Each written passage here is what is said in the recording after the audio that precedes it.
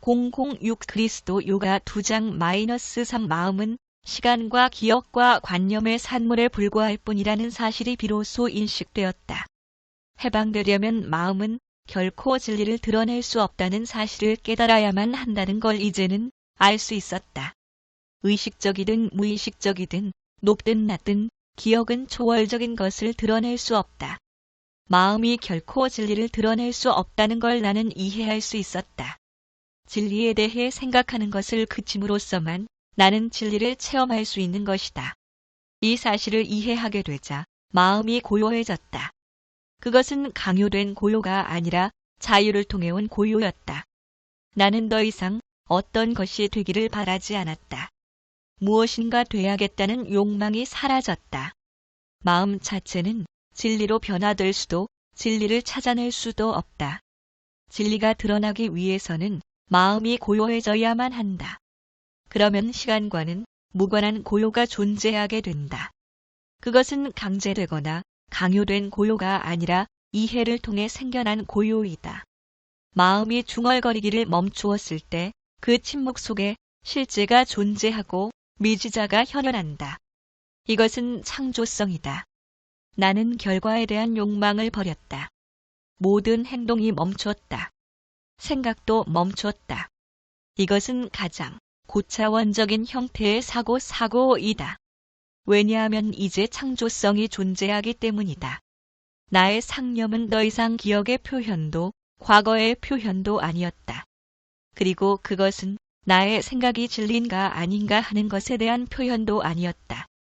나는 사물을 있는 그대로 보았고 더 이상 사물 속에 갇히지도 않았다. 모든 지성적 활동이 멈췄다. 나는 더 이상 방황하지도 의아해하지도 않았다. 이제 사유도 사유자도 경험도 경험자도 없었다. 이제는 기억과 시간을 통한 경험도 없었다.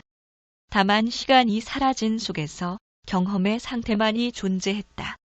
어제, 오늘, 내일이 완전히 멈추었다.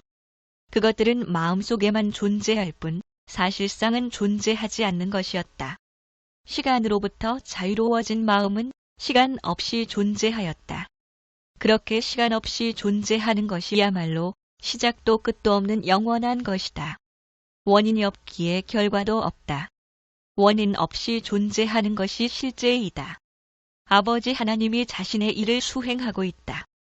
여기에 창조성, 즉 완전함이 존재한다. 이제 나는 진리가 즉각적이며 시간의 산물인 마음이 완전히 멈추었음을 알게 되었다.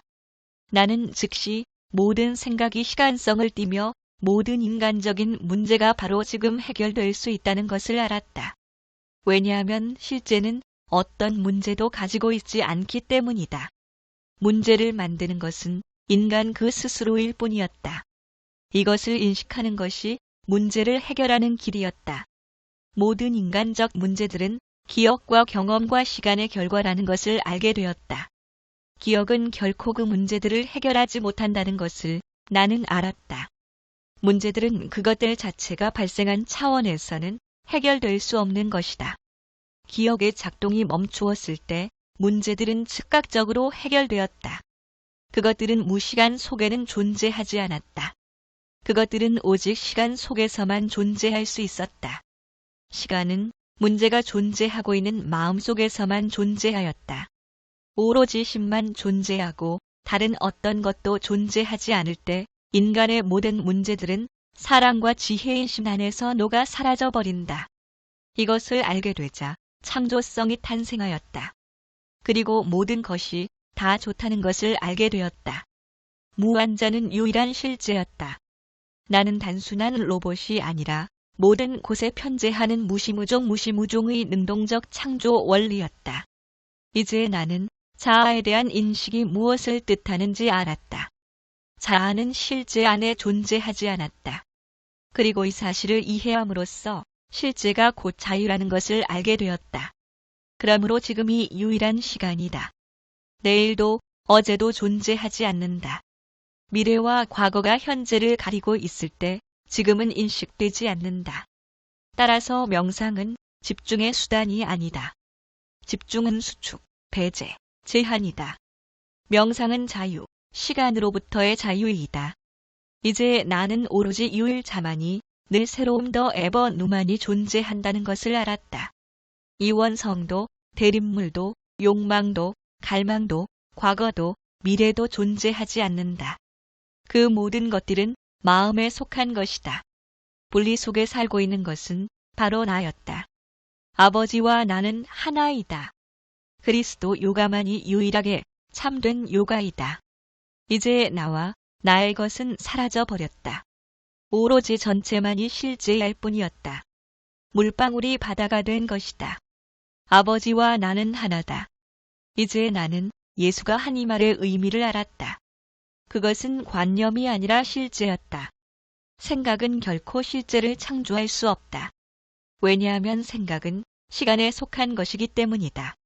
생각은 무시간적 존재를 드러낼 수 없다. 이제 나는 이것을 알았다. 기억의 산물인 생각이 그쳤을 때에만 지속되는 생각이 끝나야만 영원히 존재하게 되는 것이다. 억지로 만들어지지 않은 이 침묵 속에 기억과 시간으로부터 자유로운 존재자가 있다. 그것은 순간에서 순간으로 항상 지금 현재이다. 이제 나는 상위 자아도 하위 자아도 없다는 것을 알았다. 그것은 분리이고 마음의 산물일 뿐이다. 상위 자아든 하위 자아든 자아는 단지 관념에 불과하다. 왜냐하면 시간의 관념은 환영이기 때문이다. 바로 그때 나의 스승과 원장이 우리 쪽으로 다가와 곁에 앉았다. 나의 스승이 말했다. 우리는 당신들이 시간의 세계로 돌아오기를 기다렸어요. 방해하고 싶지 않았죠. 그가 말했다. 이곳은 게쉬 린포체가 가장 좋아하는 사원 중 한 곳이지. 내가 잠사르에서 돌아올 때 그는 여기서 너를 기다리고 있을 거야. 그리고 링마탕까지 함께 돌아가게 될 거야. 우리는 내가 혼자 가게 둘 수 없어. 내가 대답했다. 영광입니다. 그 후 우리는 라사와 포탈라에 대한 일반적인 대화를 나누며 아침 시간을 보냈다. 곧 정오가 되었다. 한 라마가 다가와 식사 준비가 되었다고 알려주었다. 어떤 음식이 나올지 궁금했다. 맛있는 보리죽, 멋지게 요리된 양고기, 보리빵, 신선한 버터, 그리고 빠질 수 없는 티베트 차가 준비돼 있었다. 식단을 보니 흔쾌해졌다. 이제 나는 티베트 차에 길들여졌고 좋아하게 되었다. 처음에는 피마 자유를 먹는 기분이었었다. 끓는 물에 차, 야크 버터, 소금을 넣으면 훌륭한 티베트 차가 된다. 정말 놀라운 혼합이다. 게쉬 린포체는 이미 원장에게 나에 대한 모든 것들을 말해준 상태였다. 원장은 티베트어로 내게 말했다. 나도 영어를 할 수 있었으면 좋겠어요. 당신이 어디서 무슨 일들을 해왔는지 듣고 싶군요. 우습게도 나는 티베트어로 그럭저럭 대화를 해나갈 수 있었다. 특정 단어들에 대한 액센트가 서툴렀지만 그는 내 말을 이해할 수 있었다. 대화가 끝나자 나의 스승과 게쉬 린포체가 내 티베트어 실력에 대한 인정의 뜻으로 박수를 쳐주었다. 오후에 우리는 사원을 둘러보았다. 트락체 사원에는 약 500명의 라마들이 있었다. 사원의 정면은 벼랑 끝에 위치해 있었다. 계곡 아래까지 가파르게 내려선 벼랑은 1000피트도 더 돼 보였다. 이런 곳에 사원을 짓는다는 것은 상상하기 어려울 정도의 고된 작업이었음에 틀림없다. 거대한 나무 기둥들이 법당 지붕을 떠받치고 있었다. 어떻게 저 기둥들을 올려왔을까요? 내가 물었다. 모두 수작업이지. 그가 대답했다. 사람들이 나무 기둥 하나하나에 여러 개의 밧줄들을 묶은 뒤 계곡으로부터 끌어올려왔어. 저 대형 석재들은 거대한 바위에서 잘라내고 떼어낸 것들이지.